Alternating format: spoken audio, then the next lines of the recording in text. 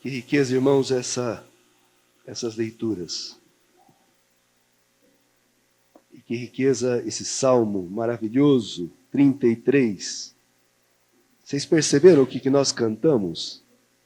De todos os temores me livrou o Senhor Deus. Todos, não alguns, 50%. Todos. Quantos temores nós temos? Medo de ficar doente, medo da morte, medo da solidão. Como é que vai ser meu fim? Quem que vai cuidar de mim? Medo de ficarmos sozinhos, medo de ficar sem dinheiro, medo, tantos medos. De todos os temores me livrou o Senhor Deus. Que tesouro que é a fé.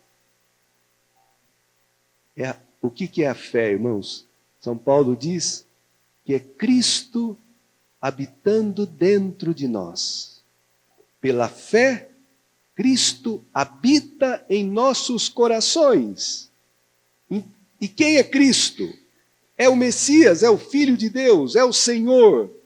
É aquele que nos ama, que deu a vida por nós na cruz, que ressuscitou, que venceu a morte, que abriu os céus para nós.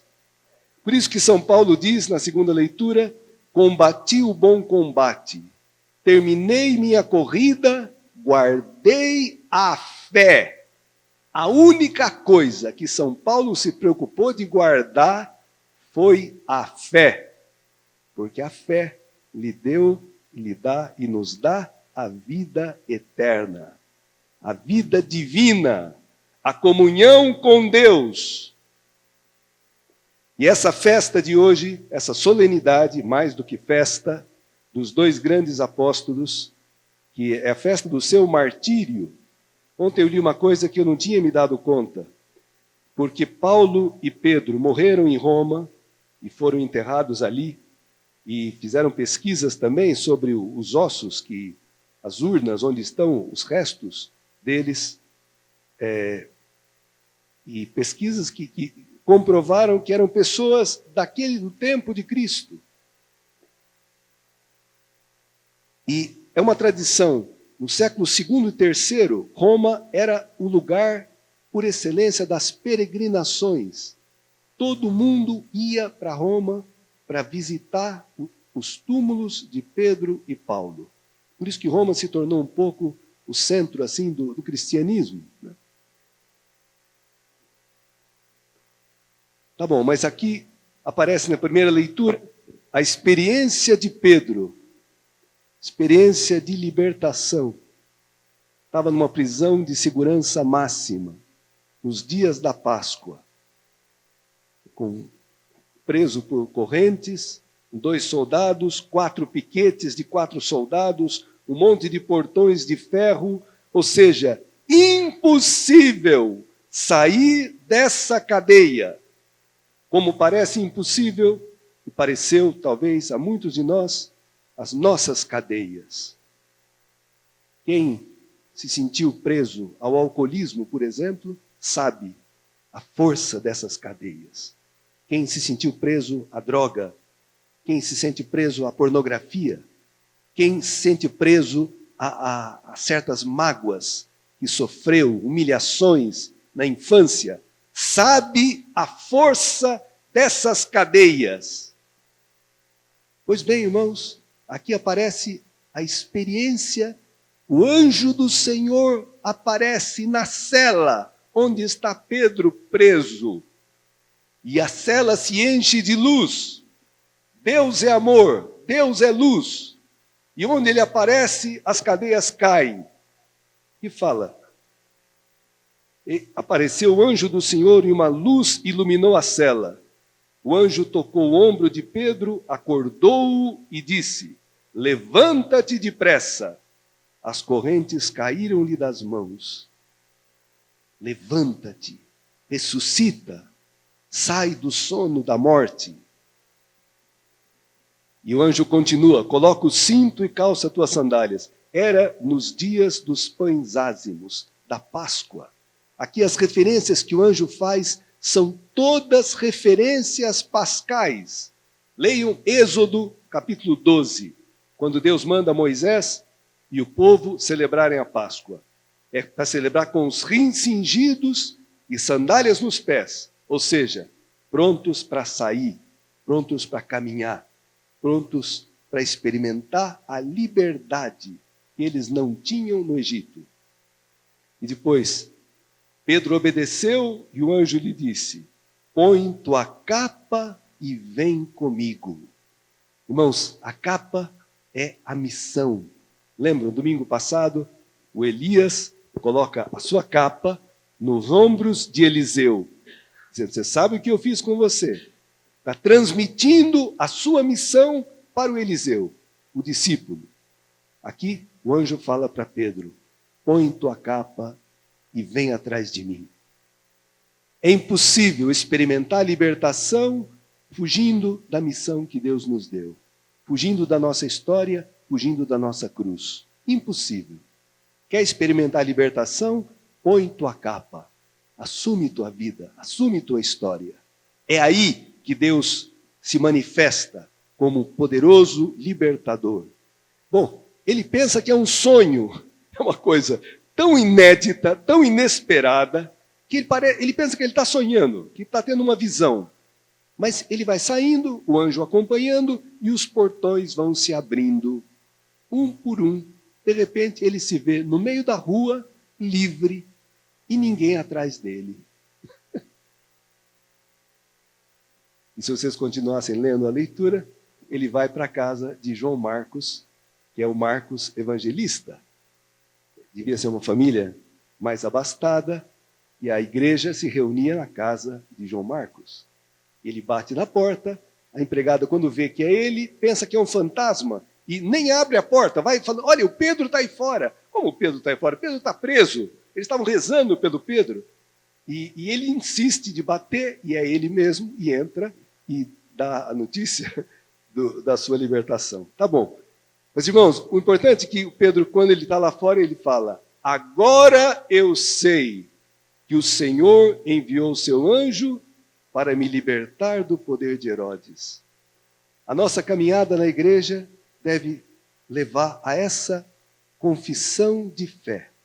Agora eu sei, eu experimentei que o Senhor me libertou daquilo que eu não podia, daquilo que eu não conseguia, aquilo que era impossível, o Senhor me arrancou, me tirou. Isso é a fé, a experiência de um Deus que me liberta. Paulo fez a mesma experiência, porque Paulo, irmãos, era perseguidor dos cristãos, perseguia a igreja, achava que era uma seita que tinha que ser destruída, e quando estava indo para Damasco para prender os cristãos, ele cai do cavalo, Cristo, uma luz resplandecente, sempre a luz, aparece, ele fica cego, cai do cavalo, e aí começa todo um processo de conversão.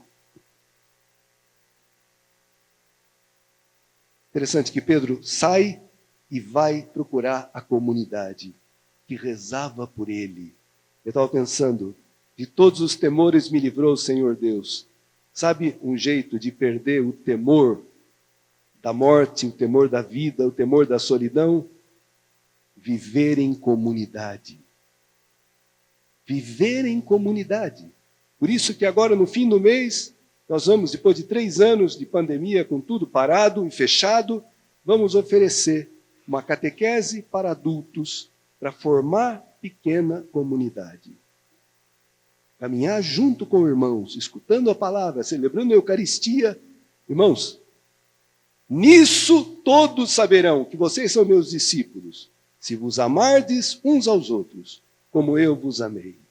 O mundo precisa do sinal de uma comunidade que se ama, que se ajuda, que se perdoa e que está em comunhão. Por isso, vamos oferecer também, no fim do mês, essa oportunidade para quem quiser.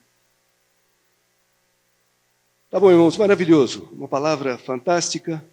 Hoje Cristo pergunta também para mim, pergunta para você: quem vocês dizem que eu sou?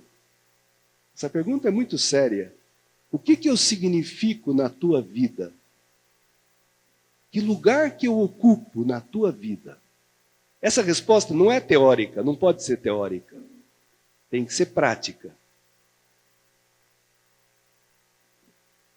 E Pedro foi feliz porque acertou a resposta e Jesus falou: feliz és tu, Simão, porque não foi o sangue nem a carne que te revelou isso, não foi tua inteligência, não foi tua sabedoria, mas meu Pai que está nos céus.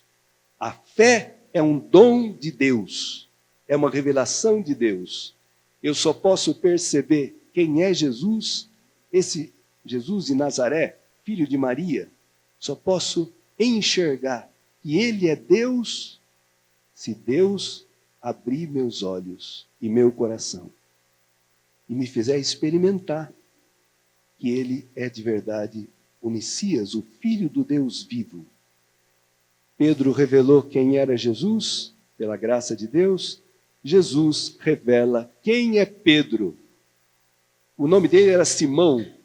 Jesus chama ele de Kefas. Kefas quer dizer rocha, pedra.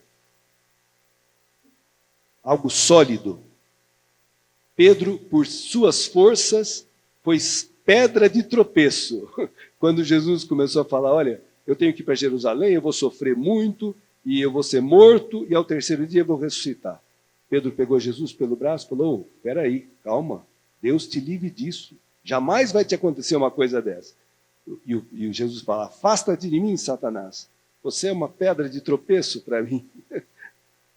Então, esse Pedro, que pela sua capacidade, como eu, como você, só conseguimos ser pedra de tropeço, se tornou pedra de edificação da igreja. Tu és Pedro, tu és pedra, e sobre esta pedra, essa fé, eu vou edificar a minha igreja. E as portas do inferno não prevalecerão contra ela. Irmãos, 2000 anos de história da igreja, quanto que essa barquinha sofreu tempestade ao longo da história, mas não afunda. Que a maior prova de que a igreja é divina é que os padres não conseguiram acabar com ela. Não sei se é um pouco de verdade ou não, mas um pouco de verdade talvez tenha. Mas o fato é que é um mistério a existência da igreja no meio de tanta... E a igreja hoje, irmãos, profetizou isso o Papa Emérito Bento XVI. Será um resto. Não será mais uma igreja triunfante, uma igreja maioria. Não! Será um restinho perseguido, mas que será um restinho genuíno, autêntico, chamado a dar um testemunho forte nessa sociedade. Aqui, uma igreja que acredita na força do amor, na força do perdão, uma igreja que dá testemunho com a sua vida e com as palavras de que Cristo é o Senhor. Tá bom. Santo Agostinho, hoje, na leitura da Liturgia das Horas, ele termina uma homilia linda sobre São Pedro e São Paulo, dizendo: amemos esses dois, que no fundo eram um só. Amemos sua vida, sua fé, seus sofrimentos, suas palavras. Amemos esses dois apóstolos, sobre os quais eles estão sempre juntos. Se vocês olharem na frente da catedral Nossa Senhora da Conceição, tem São Pedro e São Paulo. Pedro sempre com a chave, Paulo sempre com uma espada. Não é que ele dava espadada nos outros, ele morreu pela espada, né? E ele tinha a espada da palavra de Deus. Isso sim, São Paulo nos deixou essa espada poderosíssima para combater o inimigo, combater o pecado, a palavra de Deus, suas cartas. Hoje cedo eu pensei, puxa vida, podia à tarde, um dia tão lindo, tão gostoso, ler uma carta de São Paulo. Tem cartas menores, tem cartas maiores, né?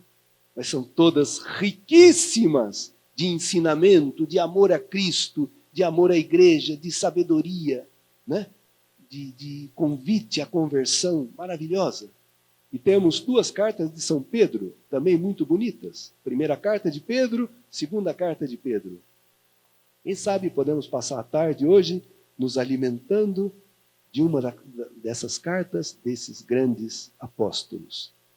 E podemos encontrar um alimento, confiança. Esses homens tinham uma confiança no Senhor a toda prova. Eles experimentaram, de todos os temores me livrou o Senhor Deus.